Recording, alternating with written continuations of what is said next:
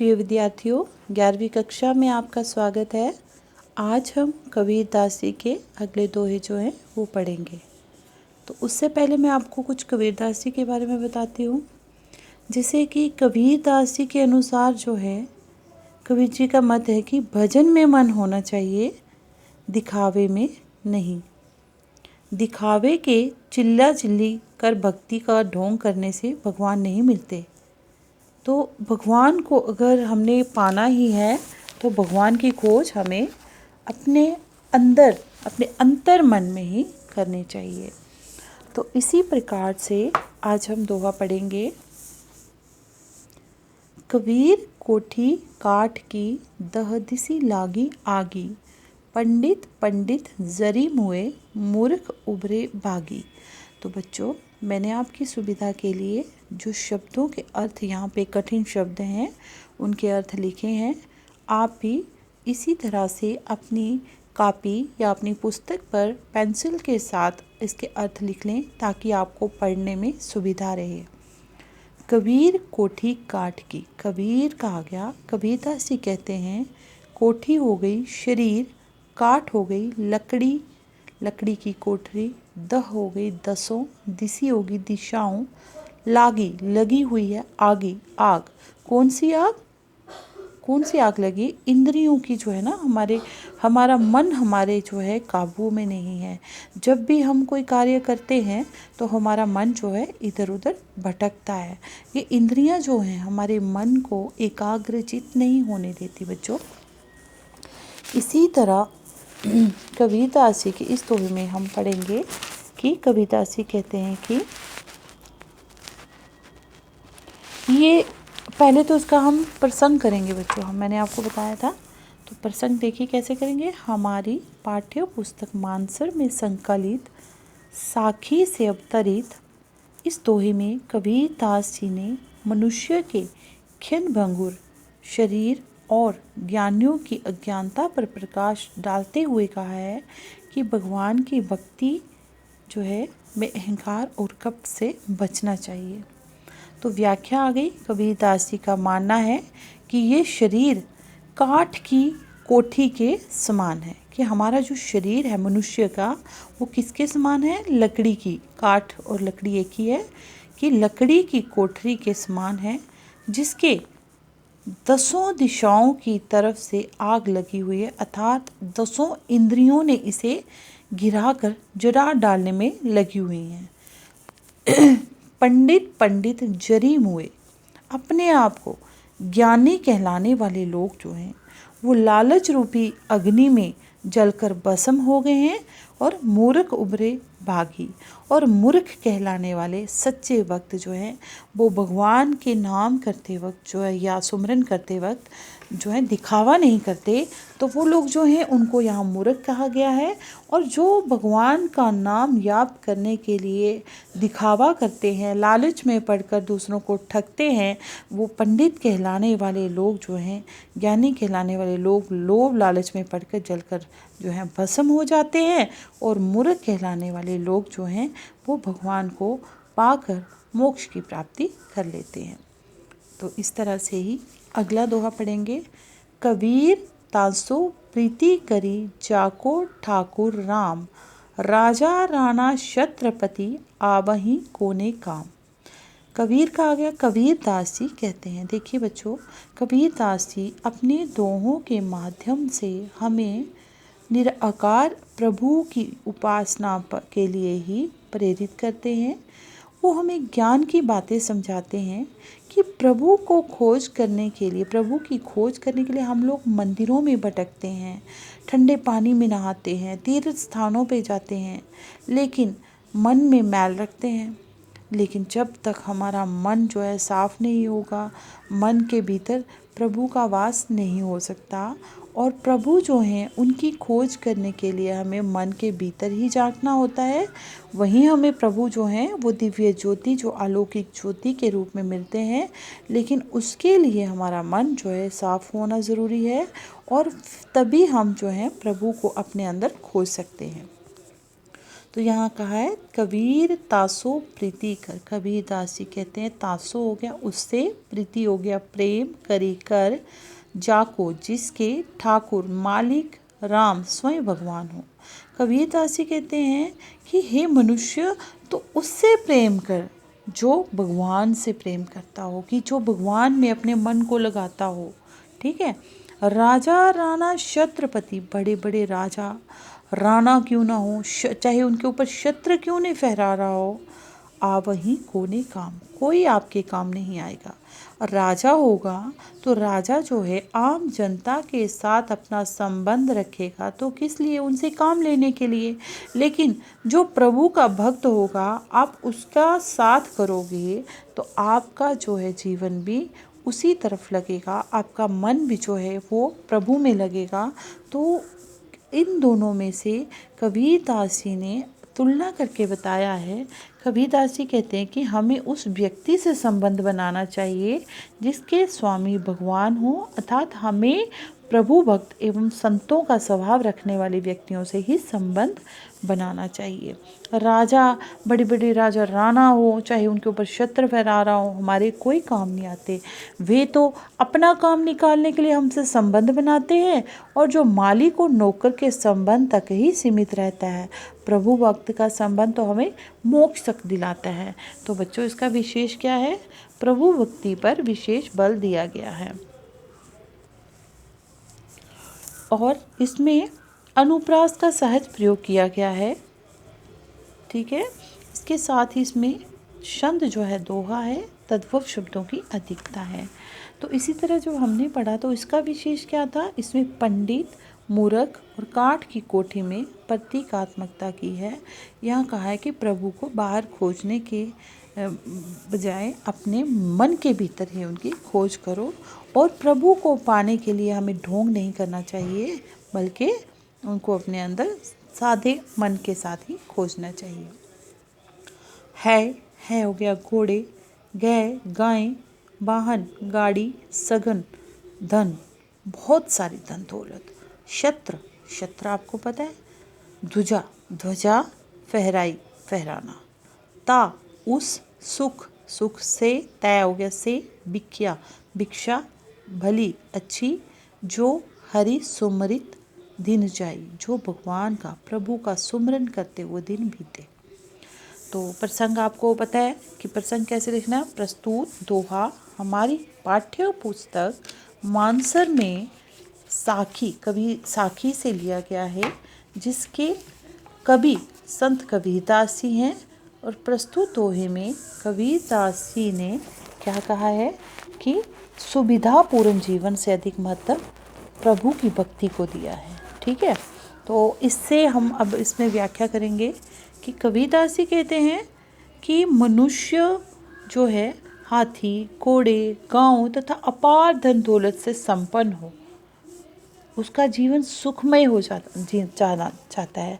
वह चाहता है कि उसके रूप में उसके घर पर उसके नाम का पताका फहरा रहा हो, उसका मतलब उसके आगे पीछे लोग हों। देखिए, मतलब कोई व्यक्ति है, उसके पास घोड़े हैं, गायें हैं, वाहन गाड़ी है, बहुत सारी धन दौलत है, उसके ऊपर छत्र फहरा रहा है, उसके जो है ध्वजा झंडे फहरा रहे हैं, लेकिन ये सारे सुख उसको, अगर सुविधाएं जो हैं मिली हुई हैं, उस सुख से, इन सारे सुखों से जो है भिक्षा अच्छी है, जो हरि सुमरित दिन जाए, कि जो दिन भगवान का सुमरन, कि अगर आप प्रभु का सुमरन करते हो और भिक्षा मांगकर अपना पेट भरते हो, तुम्हारे पास बहुत सारा धन दौलत नहीं है, तो वो धन दौलत घोड़े, गाड़ी, गाय आदि सुख से कहीं भली हैं। तो कबीरदास जी कहते हैं कि मनुष्य हाथी, घोड़े, गांव तथा अपार धन से संपन्न होकर सुखमय जीवन जीना चाहता है।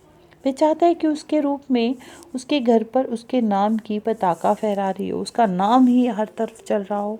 इन सब सुविधाओं से युक्त जीवन की अपेक्षा कबीरदास जी उस जीवन को अधिक अच्छा और सार्थक मानते हैं, उस जीवन को महत्व देते हैं जिसमें राम नाम का सुमरन करते हुए भिक्षुक का जीवन जीना पड़े। कवि का तात्पर्य है कि सुविधापूर्ण परंतु प्रभु का नाम स्मरण किए बिना व्यतीत किया गया जीवन व्यर्थ है। जबकि हरि नाम का सुमरन करते हुए भीख मांगते हुए जीवन जीना ही बेहतर है। तो बच्चों, इसमें विशेष क्या है? विशेष आपको दोहा पढ़ते ही समझ आ गया होगा कि कवि ने ईश्वर के नाम को सर्वश्रेष्ठ माना है। इसी से मानव जीवन को वास्तविक सुखों की प्राप्ति हो सकती है, उसे मोक्ष मिल सकता है। तो इसमें देशी शब्दों का प्रयोग किया गया है, सुदुकड़ी भाषा का प्रयोग किया गया है, तद्भव शब्दों की अधिकता है। तो इसी तरह अगला हम पढ़ेंगे, है गए वाहन सघन धन, छत्रपति की नारी, तासु पटतर ना तुले, हरिजन की पनिहारी।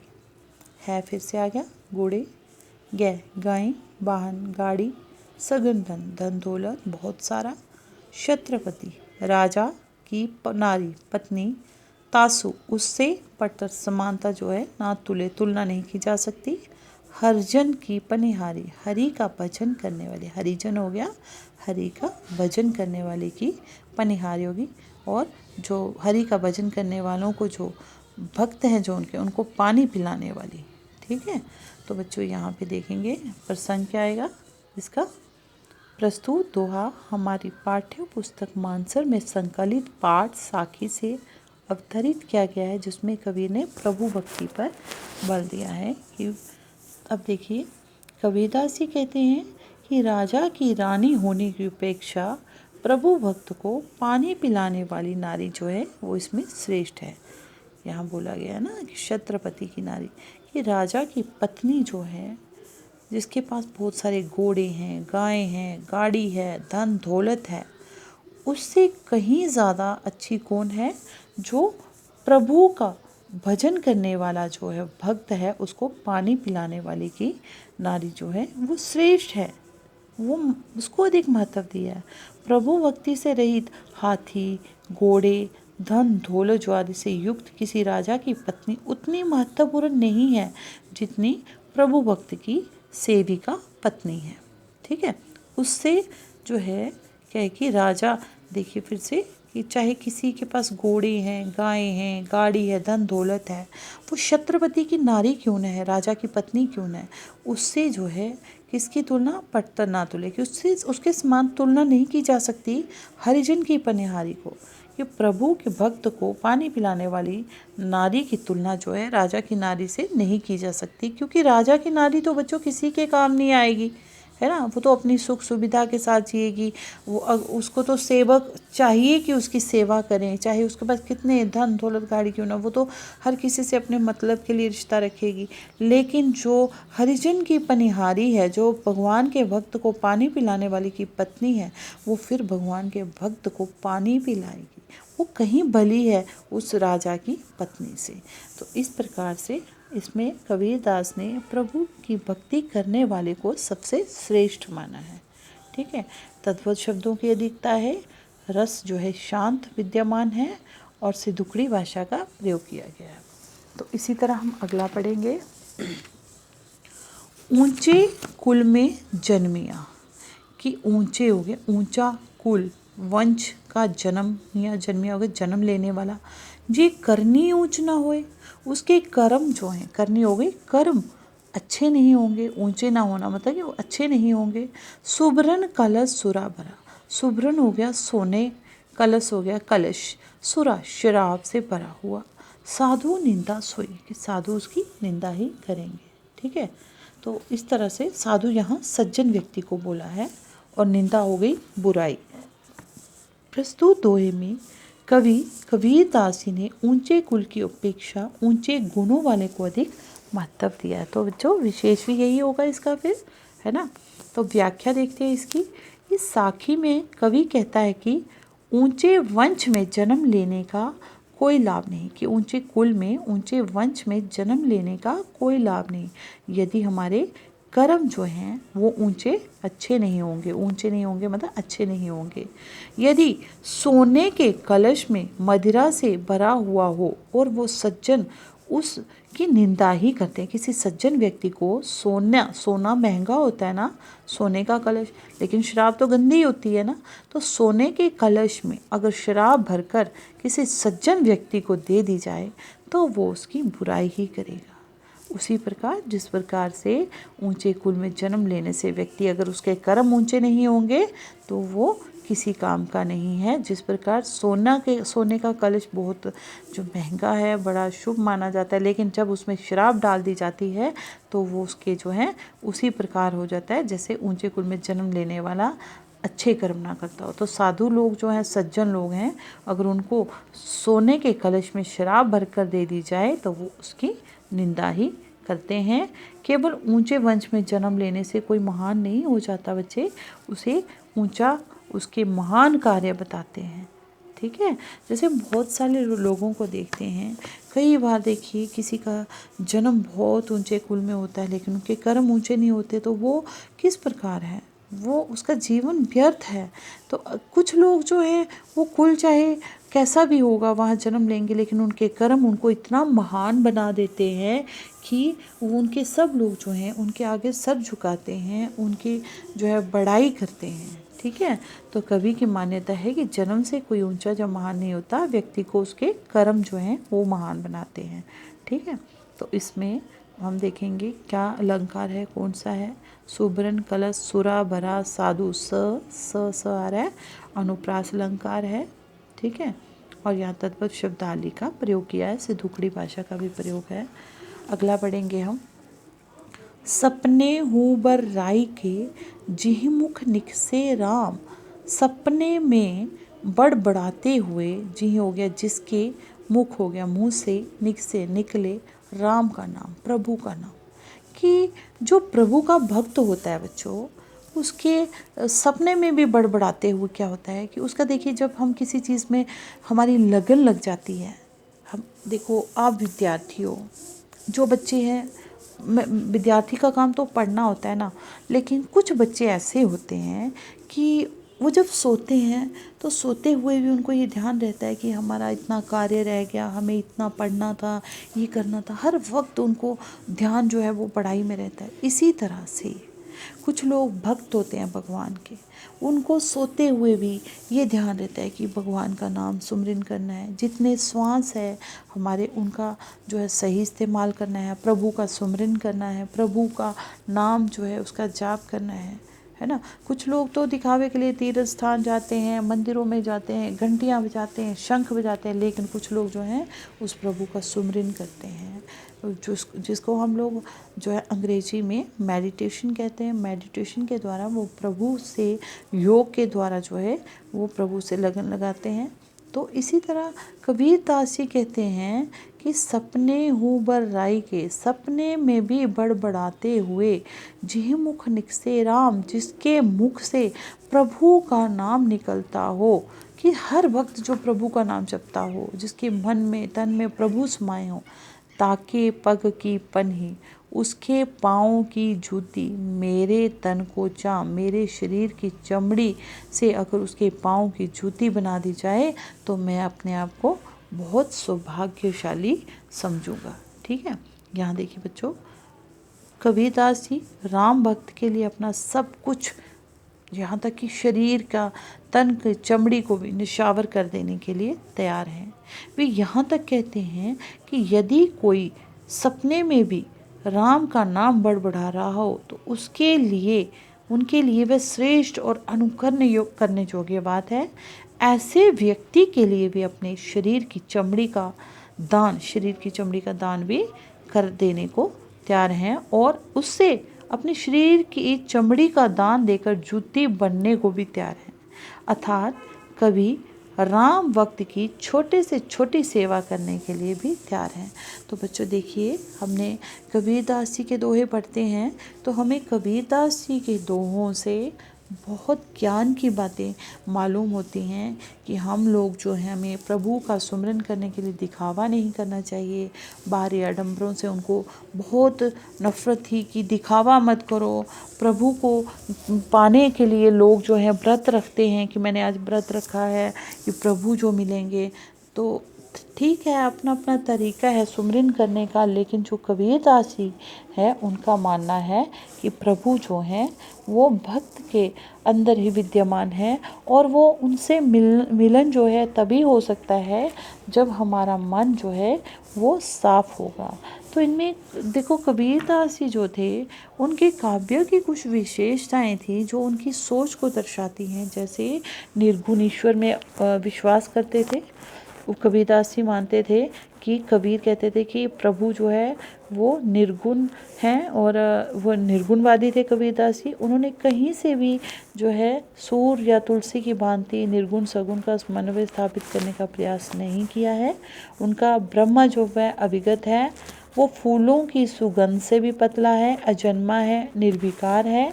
गुरु को महत्व दिया है कबीरदास जी ने। कबीरदास जी ने गुरु को परमात्मा से अधिक महत्व दिया, क्योंकि परमात्मा की कृपा होने से पहले गुरु की कृपा होना आवश्यक है। गुरु ही अपने ज्ञान से शिष्य के अज्ञान को समाप्त करता है। गुरु के बिना किसी भी प्रकार साधना अपूर्ण है। कबीर के गुरु जो हैं वो महिमा संबंधी विचारों पर सिद्धों और योगियों का प्रभाव भी दिखाई देता है। जैसे कि हमने सुना है, गुरु गोविंद दोऊ खड़े, काके लागू पाए, बलिहारी गुरु आपने जिन गोविंद दिए मिलाए। तो इसी तरह आडंबरों का विरोध करते थे वो, वर्ग वेद का विरोध करते थे, माया मानते थे वो नारी को पूजा में, अपने भजन में, सुमरन में, और उन्होंने भजन और नाम का स्मरण जो है उसको ही महत्व दिया है इस तरह से।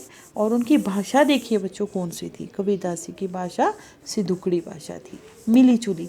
उन्होंने पूरे जगह जगह का भ्रमण किया था, संतों के संग घूमे, साधुओं के संग घूमे, मुस्लिम तीर्थ स्थानों में गए, हिंदू तीर्थ स्थानों में गए, जिसके कारण उनकी भाषा पर जो देखा जाए हर भाषा का ज़बरदस्त मतलब उनका अधिकार था। तो जिसके कारण उनकी मिली जुली भाषा, खिचड़ी में क्या होता है सब कुछ हम एक साथ डालते हैं, वैसे ही उनकी भाषा जो थी वो खिचड़ी भाषा थी, जिसको सिदुकड़ी भाषा भी कहा जा सकता है। तो इस तरह से बच्चों हमने आज कबीरदास जी के दोहों के बारे में पढ़ा और उनकी विशेषताएं जो काव्य की थी उनके बारे में जाना। तो सभी बच्चे जो हैं इस चैनल को सब्सक्राइब करें, बेल आइकॉन दबाएं, ताकि हर आने वाली नई वीडियो आप तक पहुंच सके। और साथ ही वीडियो को पूरा सुने, बार बार सुने, इसका लाभ उठाएं। ये आपके पाठ्यक्रम से संबंधित मैं जो आपको इसकी वीडियो बनाकर दोहों की भेज रही हूँ, आपकी सुविधा के लिए इसका पूर्ण रूप से लाभ उठाएं। और ये लाभ तभी उठा सकते हैं, आपके पास पुस्तक का होना बहुत ज़रूरी है। पुस्तक सामने रखें और उसके बाद ही व्याख्या को समझें। तो साथ में मैंने आपको बार बार बोला, चैनल को सब्सक्राइब करिए और बेल आइकन दबाइए, तभी आप हर आने वाली वीडियो जो है, मैं तो आपको भेजती रहती हूँ, लेकिन फिर भी कुछ बच्चे जो हैं वो नहीं देखते हैं वीडियोस को। तो आपको बेल आइकन से जो है मैसेज आ जाएगा, आप वीडियो जो नई है आप तक पहुँचेगी। और जो वीडियो आप देखते हैं तो उसमें अटेंडेंस ज़रूर लगाएं, ताकि मुझे पता चले कितने बच्चे इस वीडियो का लाभ उठा रहे हैं। और हर वीडियो में कोशिश करें कि आप जो है अटेंडेंस लगाएं। और पुराना सिलेबस जो है वो जो आपका बदलाव आया था वो नहीं पढ़ेंगे आप, ये कबीरदास जी के आगे जो मैं पढ़ा रही हूँ दोहों से, यहाँ से ही पढ़ेंगे। धन्यवाद, आपका दिन मंगलमय हो।